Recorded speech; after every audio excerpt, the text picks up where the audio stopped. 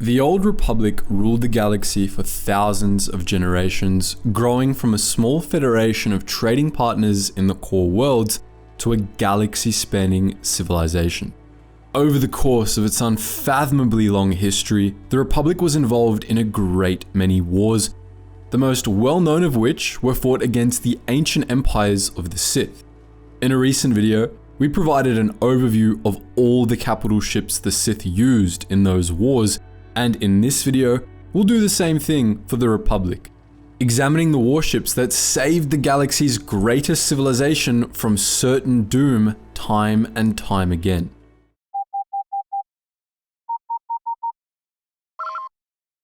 Attention, Sergeant on deck! Before we begin, let's quickly take a look at the history of the Republic Navy. Originally, the Republic didn't have a standing military force. The early Republic was a fairly loose alliance, and its existence largely prevented wars within its borders. But in 24,000 BBY, just over 1,000 years after the Republic's founding, it got its first true taste of trouble when it was embroiled in a war with the Honorable Union of Decevro and Tyon, a rival state based out of the Tyon cluster.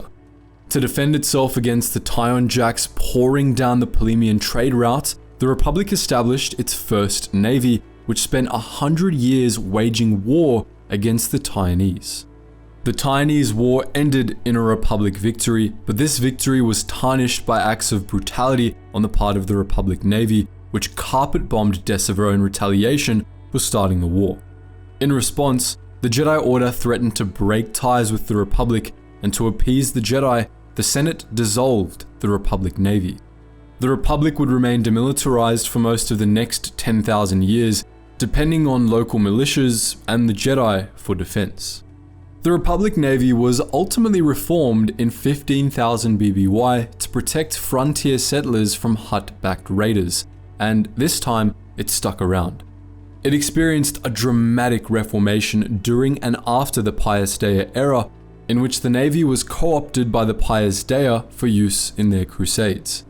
However, it was retaken by the Jedi-led Renunciate Coalition, founded by disillusioned officers within the Navy, which purged the radical cult from government and the military.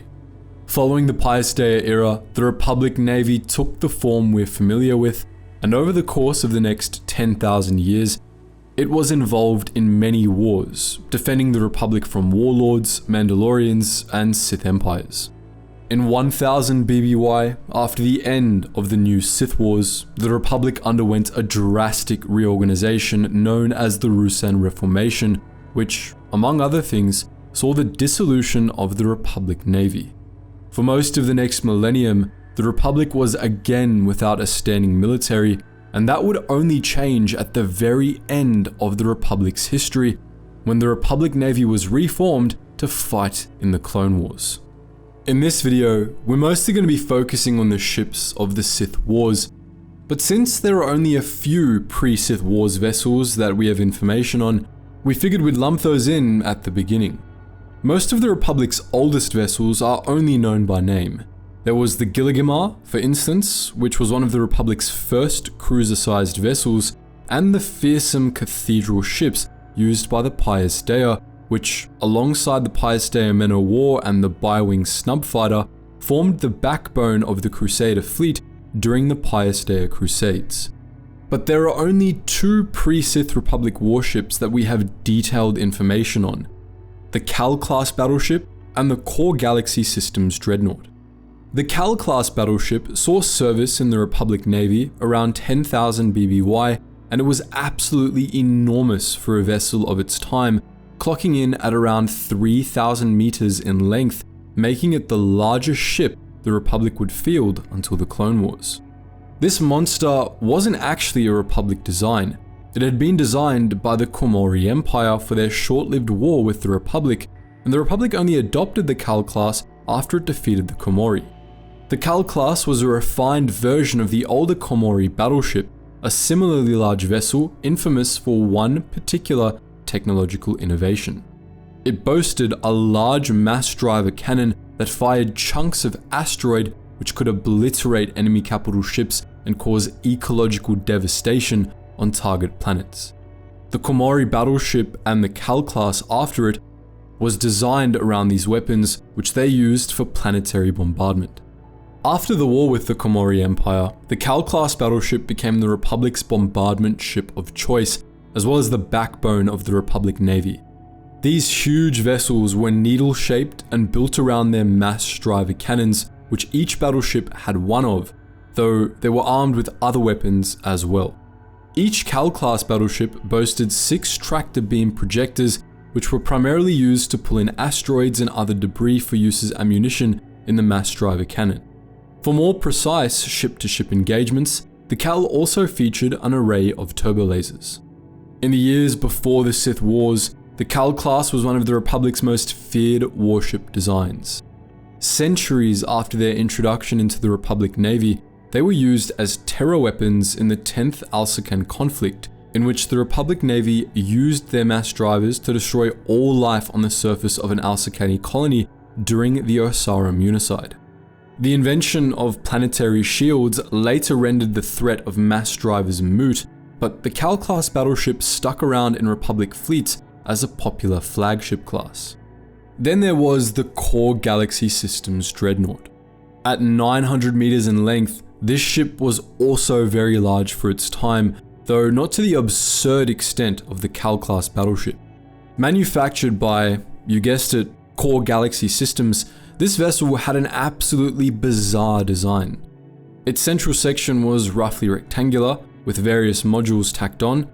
A needle-like command section protruded from one end, while a block-like hangar section protruded from another, and 2 large maneuvering thrusters jutted out on outriggers. The central section featured the main reactor, the hyperdrive, the vessel's primary ion engines, and its main cargo hold, while the ship was mostly operated from the needle-shaped command section, which featured the bridge, crew quarters, the vessel's main sensor array, and most of its weaponry. The hangar module contained the ship's secondary cargo holds, its loading bay, its tractor beam projectors, and its hangars, which incorporated a launch chute for embarked starfighters.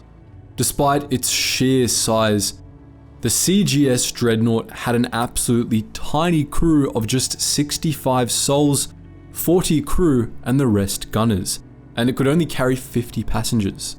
Presumably, most of its vast bulk was given over to the 3,000 metric tons of cargo it could carry at maximum. The Dreadnought was shielded and could carry starfighters, and it was armed with 1 tractor beam projector, 16 laser cannons, and 1 heavy turbo laser. The purpose of this warship was planetary assault. The vessel was meant to smash through planetary blockades and deliver troops and supplies directly to a planet's surface. The exact lifespan of the Core Galaxy Systems Dreadnought in the Republic Navy is unknown. It appears to have been retired by the start of the Great Sith War, but ships of the class were still being used by underworld factions at that point, including one, the Enforcer 1, which belonged to Bogger the Hutt. During the Clone Wars, the Bounty Hunters Guild chapter Crimson Nova operated out of a heavily modified dreadnought called the Rig, which had been converted into a space station and anchored in the Stennis node. In Bogger the Hutt's former territory, in fact. In the Great Hyperspace War, the Republic primarily relied on the ships of the Empress Teta's fleet, which, unfortunately, we don't have stats for. These ships were a few hundred meters in length, with tall sensor masts lining their ventral and dorsal facings and skirts of gleaming heavy armor plate protecting the ship's sides. These warships had hangars for small strike craft, and they bristled with turbo laser cannons. Individually, these ships were less powerful than their Sith counterparts, but fleets of them were able to crush the forces of the Sith Empire in the Great Hyperspace War and the subsequent Republic counter-invasion. By the time of the Great Sith War, a millennium later, the Republic Navy had adopted much more advanced warships, though by 4000 BBY, this fleet was aging and becoming outdated. It maintained a pretty diverse variety of ships, however, more so than the Republic Navy of some later wars. These ships included many models of Jedi couriers, which were light, freighter-sized craft that Jedi used as their personal transports. A lot of Jedi couriers were heavily modified and bought on the open market, but there were a few courier-type vessels that were made specifically for the Republic military, including the Delia-class courier and the Coruscant-class heavy courier. The Delia was built by Horsch Kessel Drive Incorporated, and it was 70 meters long, consisting of a thin central section and two large, angular, side-mounted wings. It was propelled by an aft-mounted array of 21 HKD ion engines, which propelled the craft at a top speed of 950 km per hour in atmosphere, and it was hyperspace capable. The ship had a standard crew of 2, but could be operated by only one pilot, and most of its interior was pressurized, boasting full life support systems. The Delia could carry up to 8 passengers and 10 metric tons of cargo, and it featured a single escape pod. The ship was both shielded and equipped with articulated armor, especially along the wings, and it was armed with 2 rotating laser cannons and a proton torpedo launcher. The Coruscant-class heavy courier was much larger and much more heavily armored. Manufactured by Corellia Star Drive, the Coruscant-class was 110 meters long, straddling the line between the largest transports and the smallest capital ships. It has an asymmetrical design, boasting a large armored wing section on one side, which sat at a right angle with the main engine block, with the crew section suspended between the two. The craft was propelled by 6 ion engines arrayed in blocks of 3 each, which could propel the ship at up to 850 km per hour. Like the Delia, the Coruscant was also hyperspace capable. The wing section featured retraceable fins for atmospheric flight, as well as an airlock for docking with larger vessels. Despite being larger than the Delia class, the Coruscant class had a smaller crew section. It only required a crew of 2, a pilot and a gunner, and it had space for just 6 passengers and 25 tons of cargo. The Coruscant class was shielded and very heavily armored, and it was well armed as well, boasting 3 laser cannons, 4 proton torpedo launchers, 2 short-range concussion sphere launchers, and a single pulse wave cannon. Both classes of Jedi Courier were technically transport ships, but the Coruscant class especially was also capable of functioning as a light corvette. Indeed, the Republic had hundreds of Coruscant-class heavy couriers commissioned, roaming the space lanes as light enforcement craft, and they were also sometimes deployed as picket ships in larger battles. Other larger capacity transport ships were also employed by the Republic Navy during this period, including a large, blocky transport model used to deploy Republic rocket jumpers, but we lack concrete stats for any of them. For frontline combat ships, the Republic Navy primarily relied on 4 classes of vessel during the Great Sith War. The smallest was the Hammerhead Praetorian-class frigate, technically a corvette by modern classification standards, which was manufactured by Rendili Hyperworks. At 180 meters in length, the Praetorian was pretty small, and it was designed to operate primarily as an escort for large vessels. This small ship was fast, agile, and compact, with a top-of-the-line hyperdrive and plenty of armor plating.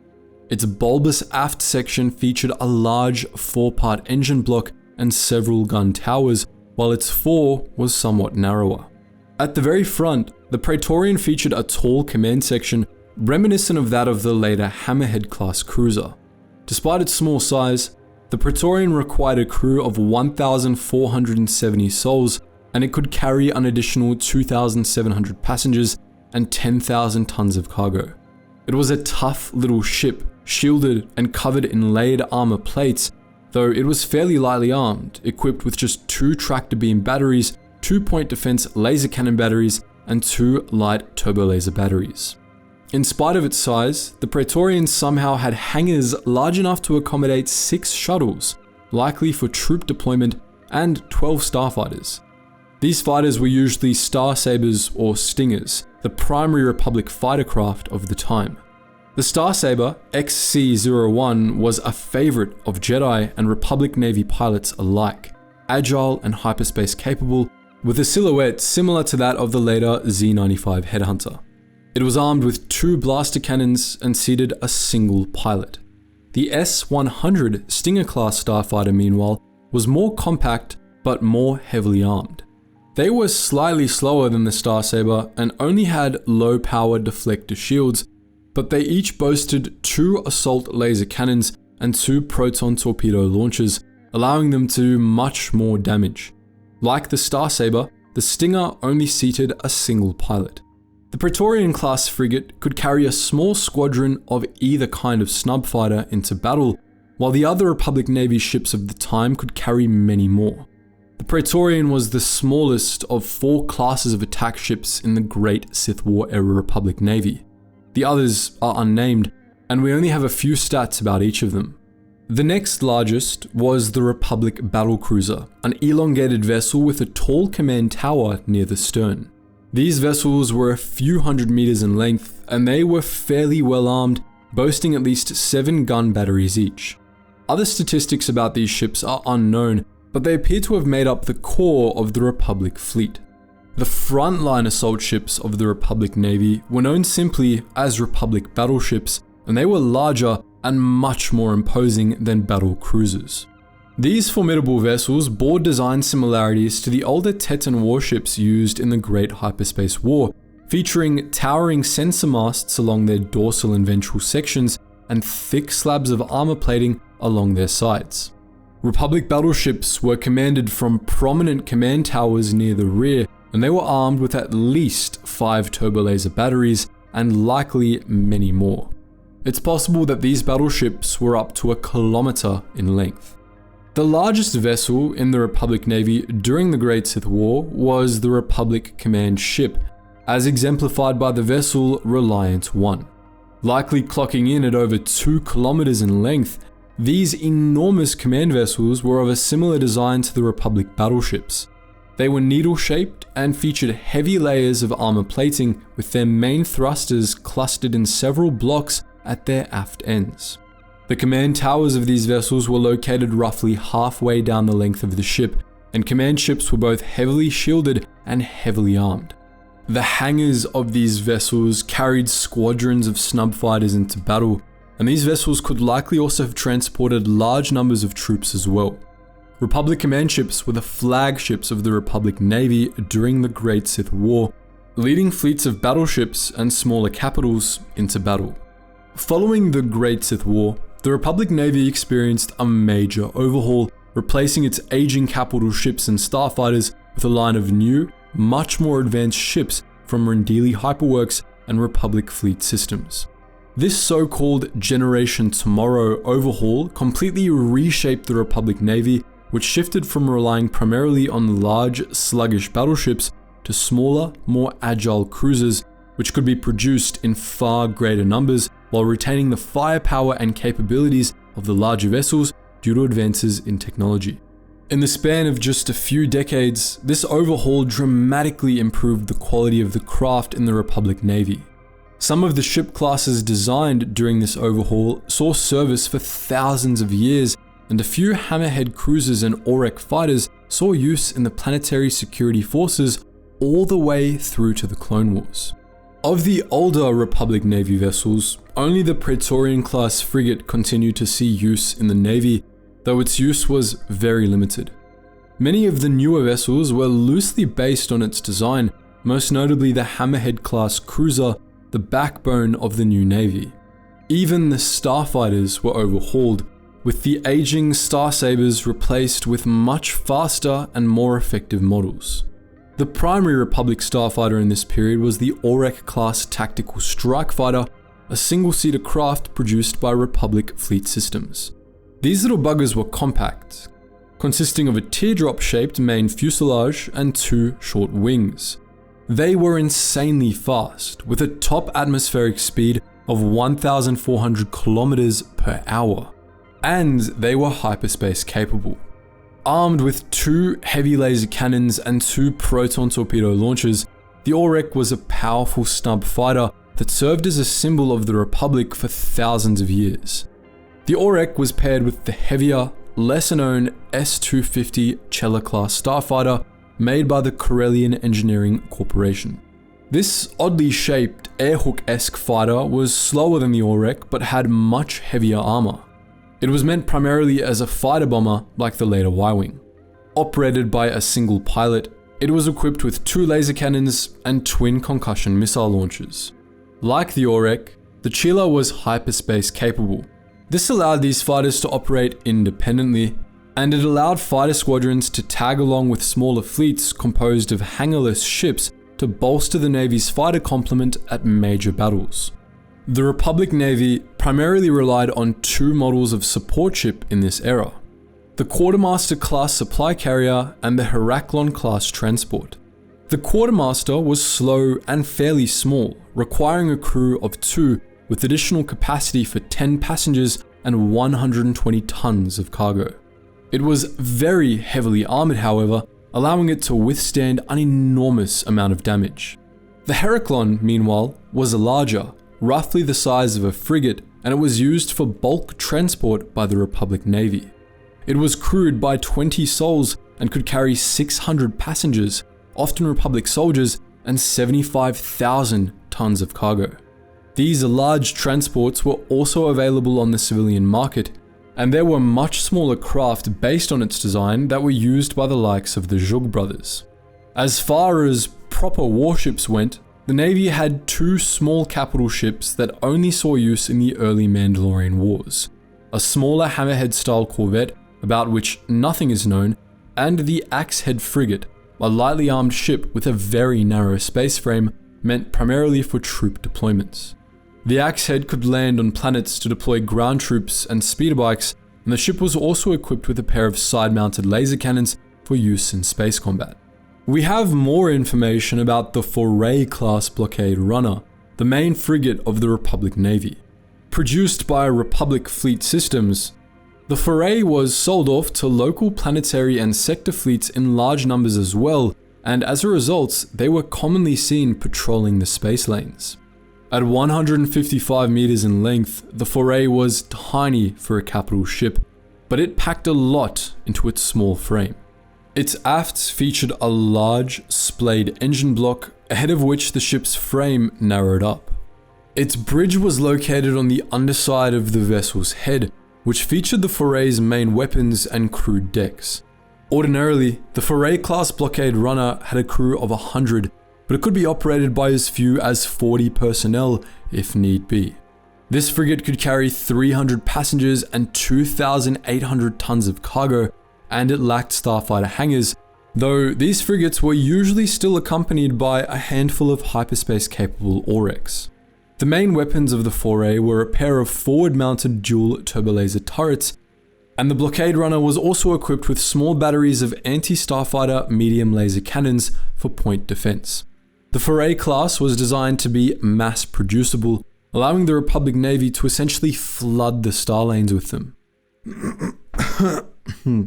Originally, these were simple patrol crafts and not frontline ships, but the Mandalorian Wars and Jedi Civil War gave them new purposes. During the Mandalorian Wars, the Foray entered use as a blockade runner, delivering reinforcements, supplies, and fire support to Republic troops behind enemy lines. In the Jedi Civil War, its role expanded even further, as the greatly weakened Republic Navy pressed it into service as a frontline warship. In this role, the Foray acted as a picket ship, used in blockades and attack fleets alike.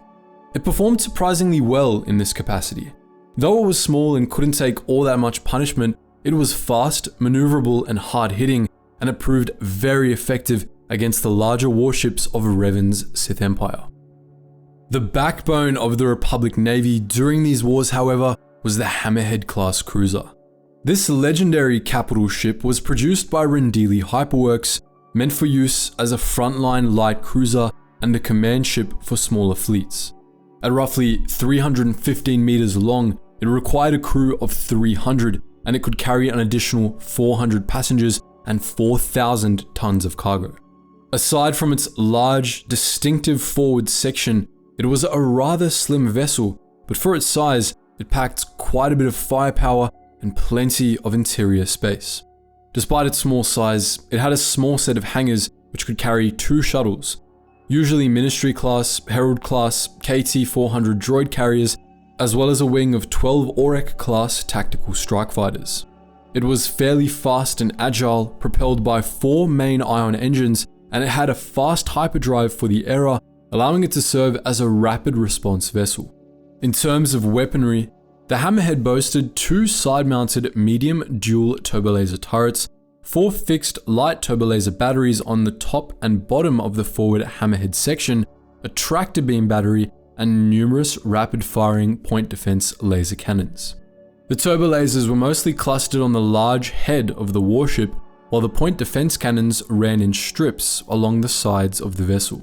The Hammerhead could take quite a bit of punishment, and it could give as good as it got too. The cruisers featured powerful engines and shields, both of which were hallmarks of Rendili design, and if either failed, they also featured several layers of armor plating, which was designed to prevent catastrophic hull breaches. Hammerheads were incredibly durable vessels, and they could take lengthy barrages with shields down and manage to avoid major hull breaches. One ship, the Endar Spire, was able to take a pummeling from a Sith fleet without any of its major compartments being breached, right up to the point where it was vaporized. While the weapons array for these ships might not seem like much, they packed quite a punch. The primary weapons of the Hammerhead-class cruisers were a mix of light and medium turbolasers, and while these weren't as powerful as heavier models, they were capable of firing much faster. If all of the forward guns on a Hammerhead were trained on the same target, they could deal as much damage as an array of heavy turbo lasers, and they were still capable of a greater degree of precision as well. As all this firepower had a forward firing arc, this allowed the Hammerhead to carry out devastating head-on attacks. The point defense systems on these vessels left the Hammerheads with no major blind spots, though sufficiently large swarms of starfighters could easily overwhelm them. Like the smaller Foray, the Hammerhead was produced in vast numbers by the Republic Navy's suppliers, as these small cruisers were originally intended to be deployed in large swarm fleets led by a larger command battleship. So many were ordered by the Republic, it was estimated that, over the course of decades, Rendili put out a new one every 10 days. Many of these were destroyed during the Mandalorian Wars, in which they were generally misused by the Republic Navy, and toward the end of the Mandalorian Wars, the Republic Navy started to depend on newer, larger warships that we'll discuss in a bit. But when Revan and his followers betrayed the Republic and became Sith after the war's end, they took these larger warships with them, forcing the Republic to rely almost exclusively on the Hammerhead and the Foray.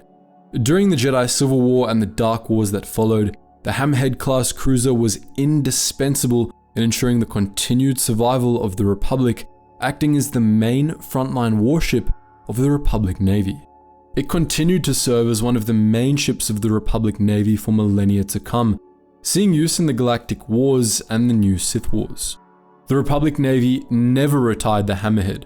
Use of the vessels only ended when the Republic Navy was dissolved altogether after the Ruusan Reformation. The Hammerhead was originally meant to be paired with a much larger vessel, the flagships of the Republic Navy prior to the Mandalorian Wars, the Inexpungible-class tactical command ship. These behemoths were produced by Rendili Hyperworks, the same company that designed the Hammerhead, and they were designed to operate in conjunction with fleets of the smaller cruisers. The Inexpungible was over 3,000 meters in length, disc-shaped with a large ventral fin. It required a crew of 4,300, and it could carry 2,000 passengers and 50,000 tons of cargo. The Inexpungible was slow and couldn't maneuver well, propelled primarily by 4 massive drive thrusters, and it was more of a mobile space station than a warship. Its large bridge could double as a war room for a Republic admiral, and its computer systems were designed to be linked with large fleets of Hammerhead-class cruisers. The Inexpungible had large hangars with a total capacity of 144 Aurek-class strike fighters, 24 S-250 Chela-class starfighters, 24 Conductor-class short-haul landing craft, 6 Ministry or Herald-class shuttles, and various support craft. For battle cruisers, these ships were surprisingly lightly armed, boasting just 5 double turbolaser batteries, 5 light turbolaser batteries, 2 tractor beam projectors, and a point defense grid, though they still packed a punch. Rendili Hyperworks designed the Inexpungible class for a single purpose: to sell more Hammerhead cruisers. Each Inexpungible could be linked with a fleet of up to 64 Hammerheads, and their use thus encouraged the Republic Navy to buy more Hammerheads instead of other warships. An inexpungible typically led its armada in formations such as the Van Javalis chain, which facilitated coordination between ships.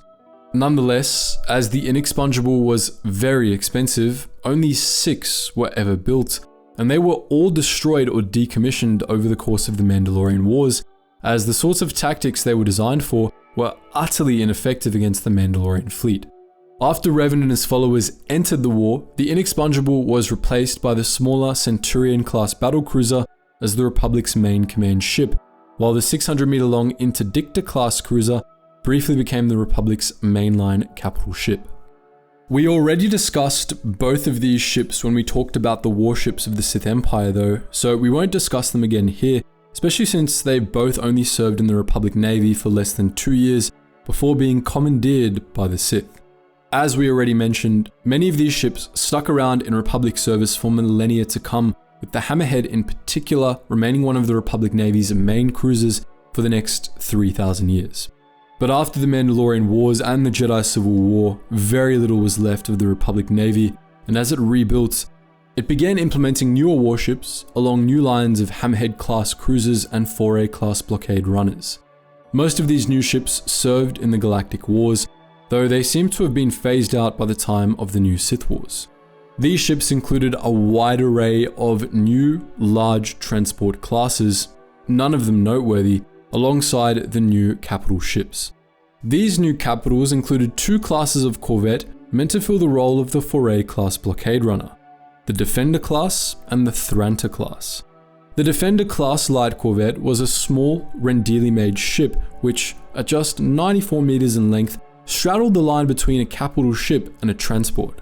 It had a hammerhead-shaped forward section, a narrow midsection, and a wide engine block, the latter featuring the ship's 2 main sublight engines, which were extremely powerful, allowing the Defender to attain very high speeds. The Defender was heavily shielded, lacked any hangars, and was operated by a crew of 5, though it could be manned by only 1 operator. Armed with 2 dual laser cannons and a missile launcher, the Defender-class light corvette was primarily made available to the Jedi for use on special missions, though it could also function as a picket ship in larger battles. The Thrantor-class corvette, meanwhile, was more of a mainline warship, essentially a more compact version of the Hammerhead-class cruiser. Manufactured by Corellia Stardrive, the Thrantor was heavily based on the earlier Hammerhead cruiser and Praetorian frigate. The Thrantor was even faster and more maneuverable than the Hammerhead, propelled by a large block of 12 engines. It had a crew complement of 300, identical to the Hammerhead, though it could only carry half as many passengers. The Thrantor featured slightly larger starfighter hangars than the Hammerhead, with capacity for 14 new Liberator-class starfighters, a competitor of the older Aurek, as well as 3 bombers and 4 shuttles. The Thrantor was heavily shielded and well armed. Like the Hammerhead, its main weapons were a pair of twin turbolaser turrets mounted on the sides of its forward section, and it also boasted several laser cannons and ion cannons, as well as 2 tractor beam projectors, concussion missile launchers, and a point defense grid. All told, the Thrantor was essentially a replacement for the older Foray-class blockade runner, and it complemented the larger Hammerhead well. Some Thrantor-class corvettes were stripped down and converted into Wanderer-class transports. The Galactic Wars also saw the premiere of the Valor-class cruiser, an absolutely hideous vessel whose designer is unknown, likely remaining anonymous out of shame for the monstrosity they created. At over 500 meters in length, the Valor was larger than the Hammerhead and acted as a heavy cruiser, the flagship of larger Republic fleet groups. The vessel's main section was flat and covered in places by rounded armor shells, with the vessel's reactor and main thrusters located on a large ventral fin. The Valor was the Republic's response to the Sith Imperial Harrower-class dreadnought. The Valor roughly matched the Harrower for firepower, but it was more maneuverable and less durable. Operated by a crew of 1,900, these cruisers could carry up to 5,000 troops, and their hangars had space for 110 starfighters, usually Liberator-class, as well as 40 bombers and 25 shuttles. The exact armament of the Valor-class cruiser is unknown, but it boasted a number of turbolasers, quad laser turrets, ion cannons, launchers for proton, ion, and concussion torpedoes, and a point defense grid. At the very least, it appears to have had at least 26 dual light turbo lasers.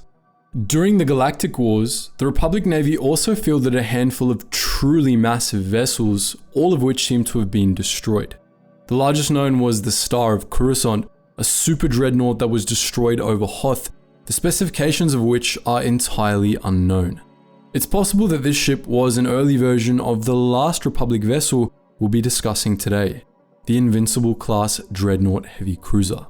This battlecruiser was produced by Rendili Star Drive and Vafthal Shipyards Limited during the 17th Alsacan conflict, the last of a series of civil wars between Coruscant and Alsacan, which dates the ship's creation to around 3017 BBY, a few centuries after the end of the old Sith Wars. At 2,011 meters in length, these cylindrical battleships were one of the largest warships ever manufactured by the Republic, and it required an absolutely massive crew of 23,014 souls, including 114 gunners, though it could run on a minimum crew of 12,795. The Invincible could carry 6,000 troops and 700 tons of cargo. It doesn't seem to have had starfighter hangars or any fighter complement, but it was pretty heavily armed, boasting 12 turbolaser batteries, 30 quad lasers, 6 concussion missile launchers, and 6 tractor beam projectors, possibly alongside a point defense grid. As aforementioned, these monsters first saw service in the Alsacan conflicts, after which they remained the flagships of the Republic fleet for millennia to come. They served alongside Jedi Civil War era ships that remained the Republic Navy's backbone, most notably the Hammerhead cruiser and the Aurek starfighter. These ships ultimately outlasted their Galactic Wars era counterparts, which were retired before or during the new Sith Wars. But that just about does it for today's video on shipbuilding, specifically in the Old Republic. So be sure to let us know which Old Republic ship is your favorite, and what, if any, shipbuilding videos do you want from us in the future, considering that we've now fully covered the Old Republic era. Let us know all that and more in the comment section below, and as always guys, thank you so much for watching, and I hope to see you in the next video.